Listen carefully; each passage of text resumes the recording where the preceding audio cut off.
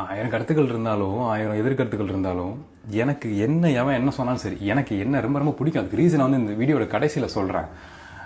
S, இந்த election கேம்பெயினில் வந்து நம்ம ஏடிஎம்கே சப்போர்ட்டாக தான் பேசணும். அதான் உண்மை. தமிழ் தேசிய ஐடியாலஜியில் இருந்தாலும் அதுக்கு என்னோட சப்போர்ட் எப்போவுமே உண்டு. ஏன்னா நான் அரசியல் கற்றுக்கிட்டதே, எனக்கு தெரிஞ்ச அரசியல் புரிதல் எங்கே உருவாச்சு அப்படின்னா தமிழ் தேசிய அடிப்படையில் தான் உருவாச்சு. அது எப்பவும் நம்ம மறக்க மாட்டோம். அதில் நம்ம எப்பவும் உறுதியாகவே இருப்போம். தமிழருக்கான நலனில் நம்ம எப்பவும் உறுதியாக இருப்போம். அது நம்ம ரத்தத்தில் இருக்குது. ஆனால் எனக்கு தனிப்பட்ட முறையில் மனசாட்சின்னு ஒன்று இருக்குது. ஸோ அதன் அடிப்படையில் நான் பார்க்குறப்ப ஆட்சி மாற்றம் வருங்கிறப்ப ஏடிஎம்கே வரும்னு நான் நினச்சேன். டிஎம்கே எதிர்கட்சியாக இருக்கும்னு நினச்சேன்.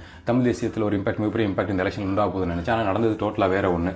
அதுக்கு நம்மளும் ஒரு காரணமாயிட்டோம் அப்படிங்கிறது தான். ஏன் உனக்கு என்ன உறுத்துது? இப்போ என்ன டிஎம்கே ஆட்சியிலேருந்து விலகிடுச்சு, இதுக்கு மேலே உனக்கு என்ன வேணும்? அதான் நான் எதிர்பார்த்தது அப்படின்னா அப்படி இல்லைங்க.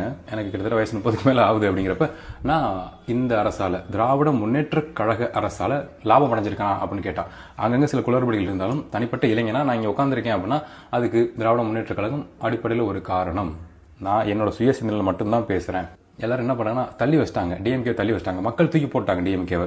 எஸ், தூக்கி போட்டாங்க. யாருக்காக தூக்கி போட்டாங்க அப்படிங்கிறது நான் சொல்லி உங்களுக்கு தெரிய வேண்டியதில்லை. ரைட், அது உண்மைதான். கூட்டணி கட்சிகள், டிஎம்கே கூட இருக்க கூட்டணி கட்சிகள் என்ன பண்றாங்க பாருங்க. டக்குன்னு நாங்க வந்து விஜய்க்கு எதிராக ஒன்றும் பேசலையே, அவரோட கொள்கைகள் தப்புன்னு சொல்லலையே அப்படிங்கிறாங்க. டிஎம்கே கூட இருந்த கூட்டணி கட்சிகள் சொல்றாங்க இதை. எஸ், அதை தாண்டி இப்போ சினிமா துறையில் பாருங்க.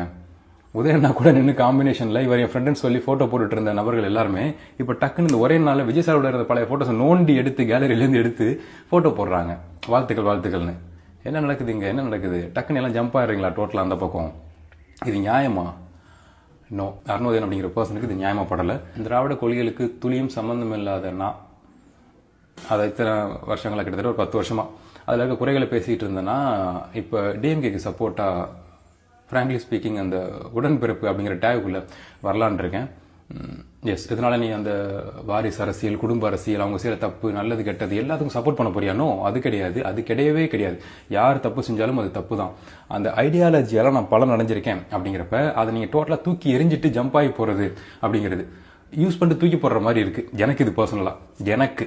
அதனால நான் அது கூட நிற்கலான் இருக்கேன். எதுவரை நிற்பேன் அப்படின்னா அது வெல்ற வரைக்கும். இப்போ நான் அது கூட தான் நிற்கலான் இருக்கேன். இதனால தான் எனக்கு என்ன ரொம்ப ரொம்ப பிடிக்கும். ஸோ நீ என்ன பண்ணலாம்? எஸ், அரசியல் தாராளமாக பேசலாம். சினிமா துறையில் ஆர்வம் இருக்குது. அது படங்கள் நம்ம தொடர்ச்சியாக பண்ணிக்கிட்டு இருக்கோம். வாய்ப்புகள் இருக்குது. அது தடைபடாது. அது எனக்கு என் மேலே முழு நம்பிக்கை இருக்குது. அதை தாண்டி அரசியலுங்கிறப்ப உங்களோட எல்லா கேள்விகளுக்கும் அருணோதயன் அப்படிங்கிற நபரோட மூளையிலேருந்து பதில் எப்போவுமே உண்டு. இங்கே எது நியாயம் தோணுதோ அந்த பதில்கள் உங்களுக்கு எப்போவுமே கிடைச்சிக்கிட்டே இருக்கும். ஸோ பயணிக்கலாம் உடன்பிறப்பாகவே, தெளிவாக.